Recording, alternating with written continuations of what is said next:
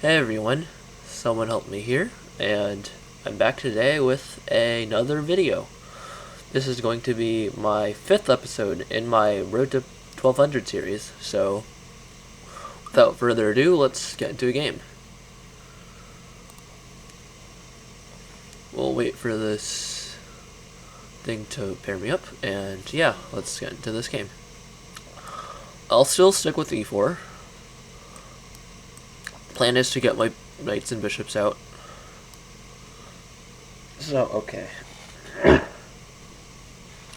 Normally, people stop you from getting 2 pawns in the center by playing this move, e5, to control the square, or c5 to also control the square.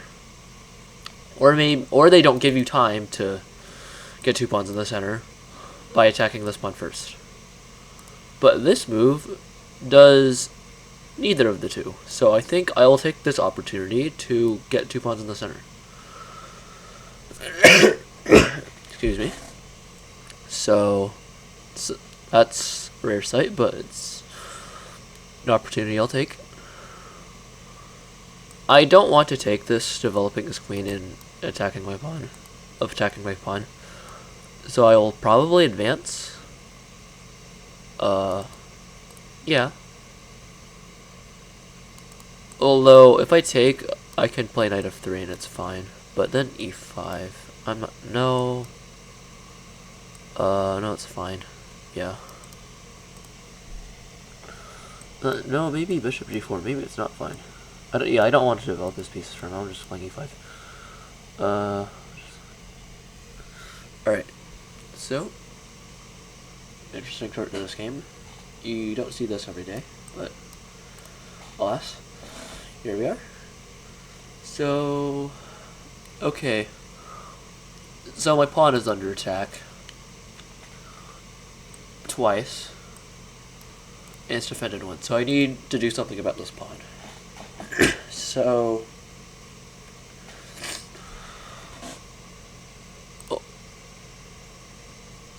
but first, before I want to defend this pawn, though, I want to see what is the disadvantage of my opponent's last move. And if you notice, moving this pawn at all, moving the f pawns at all, it weakens your king. So if I potentially put a queen here and he doesn't have a good way to block it, that can be disastrous for him. But I don't think I can take advantage of that right now, unfortunately. So unfortunately, you can block if I give a check here. So, and if I try to put my bishop here, you might take this. I don't like that very much. But I can just go full speed ahead.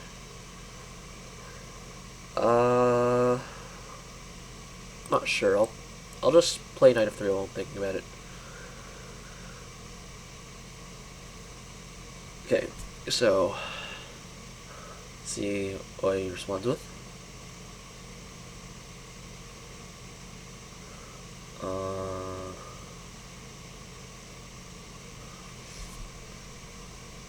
Probably my plan will be to play c3 and moves like that.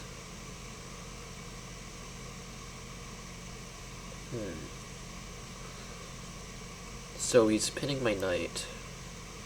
I don't want to take this, developing his pieces for him. That's counterproductive. So what else do I do? What do I do instead? Not sure.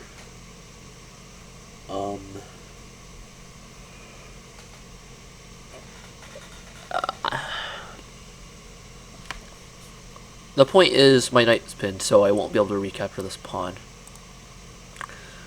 If I break the pin, he can remove the guard. And if I defend this pawn, then he can take. And if I take like this, I owe my pawns. And if I take with the queen, then I lose this pawn. So it's not that easy. I can't move my knight, obviously, because the queen hangs. So... I'm not sure. Huh. Fascinating. Maybe what I do is bishop e2 anyway, because if he takes and then takes this, and then takes my pawn again, I can get the pawn on d5 at the end, so I won't actually lose a pawn. But then I don't know, I'm not sure if I love that position. Play like c6 and trade. I don't know. I can play against this pawn, it'll be isolated. So maybe that's what I'll go for.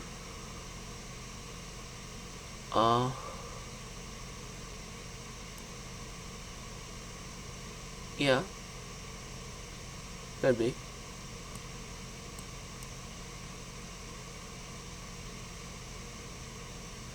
And of course, if he doesn't take my piece, then I can take with the knight. Or I could take with the pawn first. Probably the pawn, actually. But I'm not sure.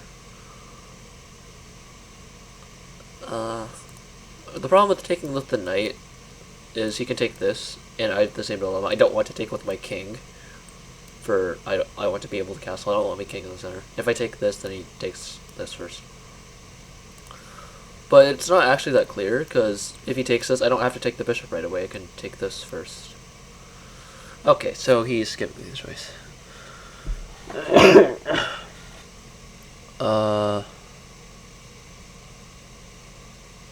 So, do I take with the pawn or the knight?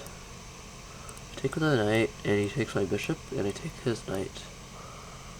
Takes my queen. Take his.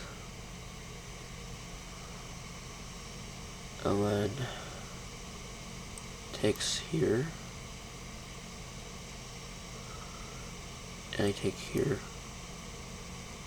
Takes there. I'll recapture. And I'm safe. Probably. It's a mass liquidation though. I don't know if I want that. I want to be able to take advantage of this diagonal by keep pieces on the board. So maybe I'll take the pawn. I'm not sure if this is the right decision, but I'll go for it.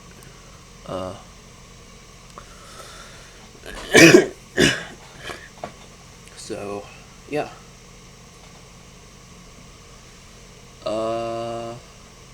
Okay. And I'll respond by taking d5 if he takes e5. Now, with which piece? I could take with the queen, and it's not stupid. Because the point is, when he trades, I get to take with my bishop. But then he takes my bishop pair. And that's a pretty big, one of my greatest advantages. But I think keeping the queens on the board would be sufficient enough. Because I don't want to trade, but of course, I'd be forced to. I'll eventually be forced to, because if I take the bishop, then he plays c6, I have my bishop forced out of the way, and then I have to trade anyway. So, I guess I do take with the queen here. I think taking with the queen is the right move. I'll just accept that I don't get my bishop.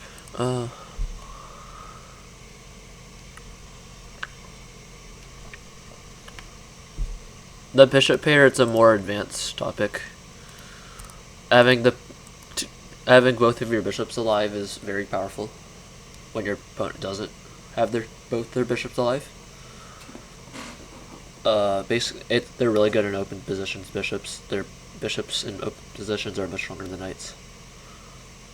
But, whatever. Obviously, I'll take with the queen there. If I take with the pawn, I double my structure, and also I hang this, so...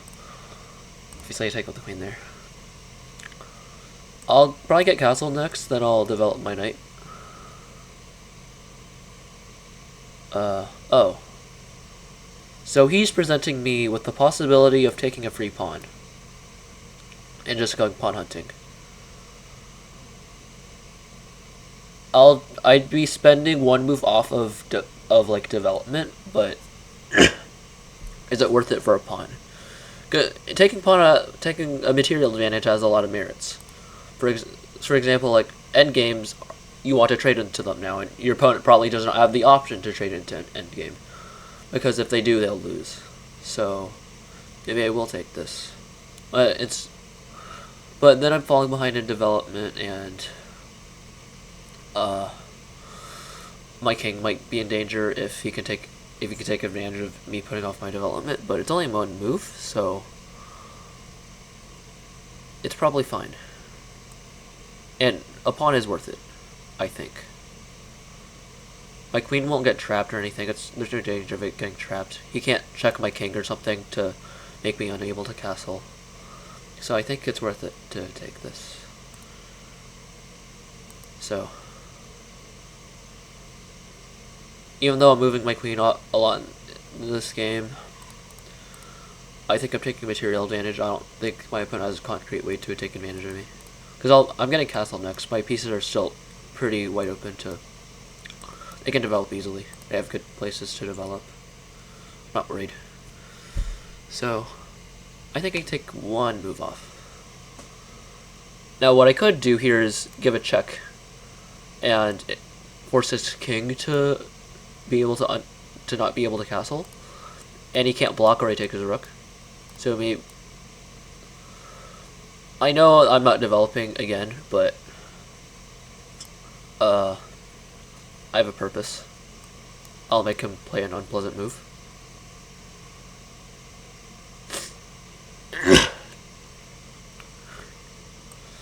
Okay, so I'll not mess around anymore. I'll get my pieces developed.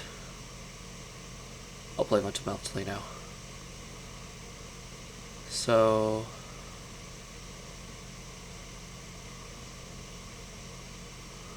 generally moving your queen out to take material is frowned upon, but I think it's fine here. So he's attacking my queen and he's attacking my pawn. Maybe play here because it's still a defensive pawn. I'm not sure.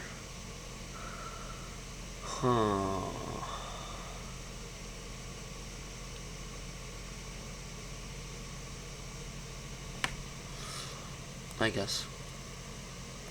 But then, thing is, I want to put my knight here. But if my queen is here, I won't guard the pawn anymore. So maybe the better square is this one. Because I guard through the diagonal. Yeah, maybe.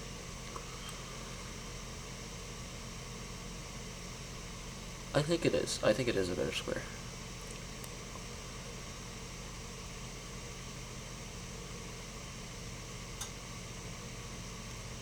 Because this way I don't disturb my coordination.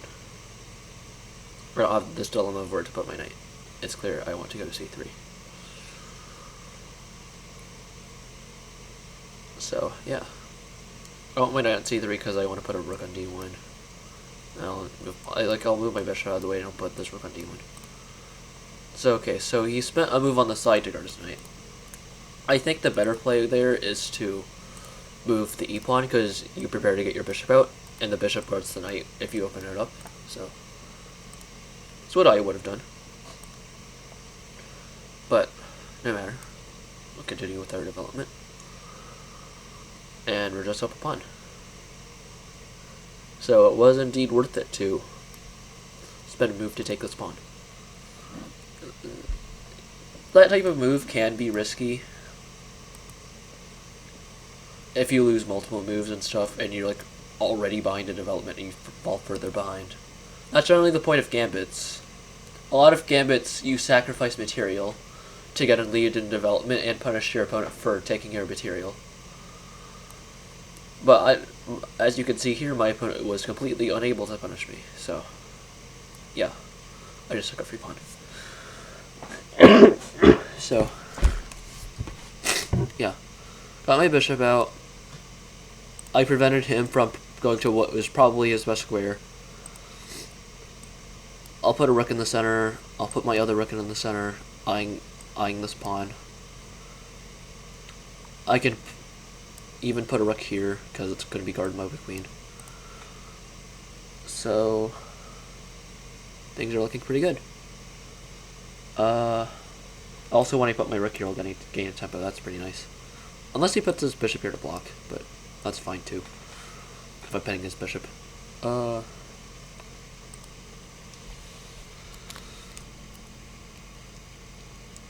Alright, so I'll probably pause the recording here until he moves. So if you see a weird... If something feels weird in the recording, it's because of that.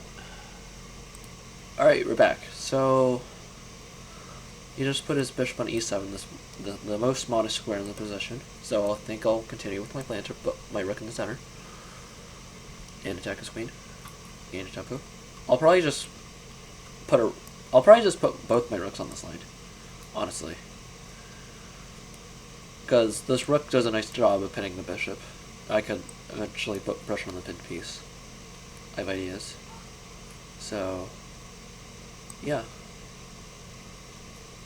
put my rook here, and I'm not sure why he put on this square, because his knight's spawning it. Maybe he'll move his knight out of the way to try to attack this. Maybe. Okay.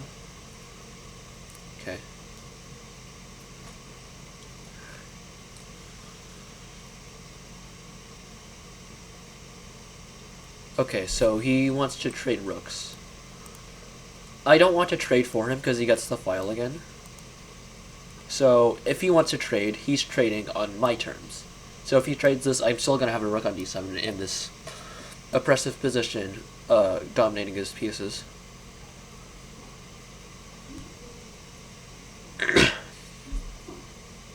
So okay, my rook is sufficiently guarded. So if he takes and I take again, he's not going to take again because he doesn't want to give up a queen for a rook. So my rook is completely fine. So I think I can use this turn to take advantage of the fact that, oh god, to take advantage of the fact that his bishop was pinned. So I can try to do this, put pressure on the pinned piece, like I mentioned. You can't take this because it's pinned. So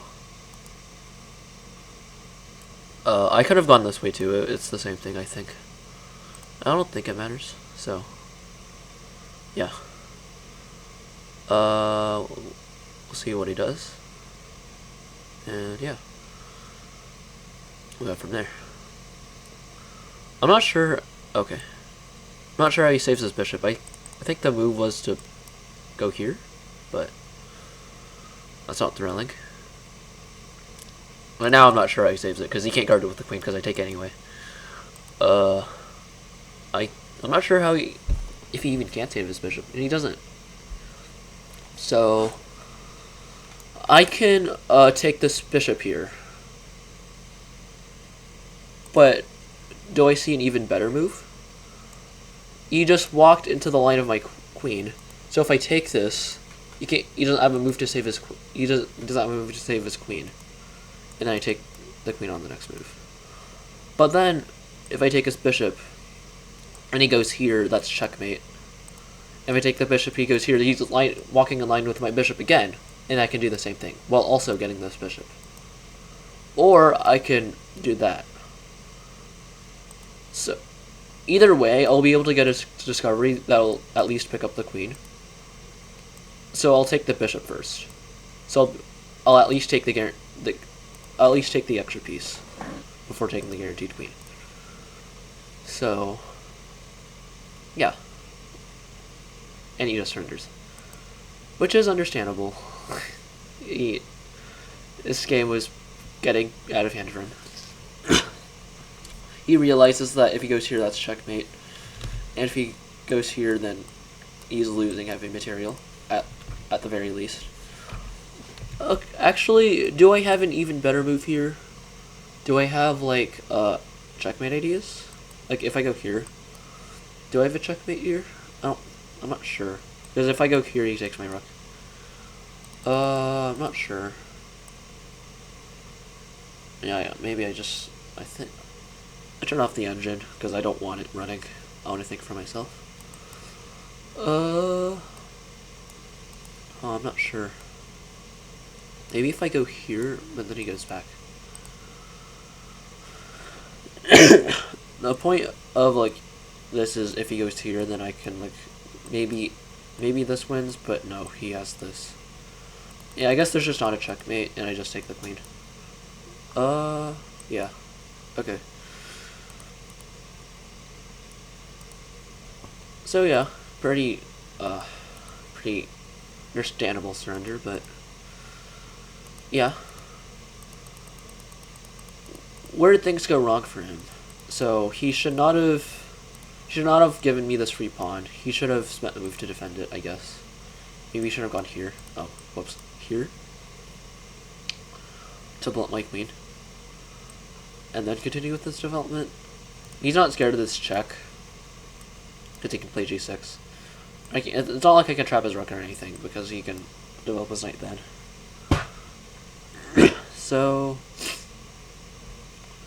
yeah, he should not give me the pawn. Having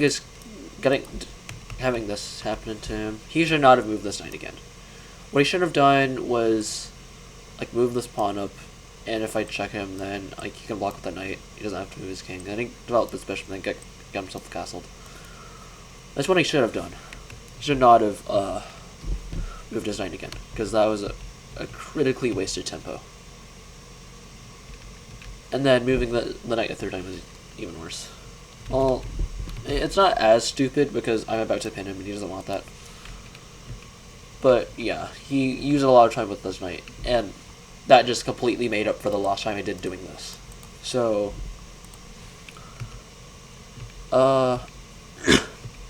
yeah, I just took advantage of my lead in development he spent by moving his knight over here. Oh, whoops, God. Help me. I just took advantage of the time he spent by doing this and having his king being unable to castle. I just gave him this immortal pin, and yeah, it was fatal. He lost too much material to it, and that was game. It's a pretty nice win. Thanks to you all for watching, and have a nice day. And see you all in the next video.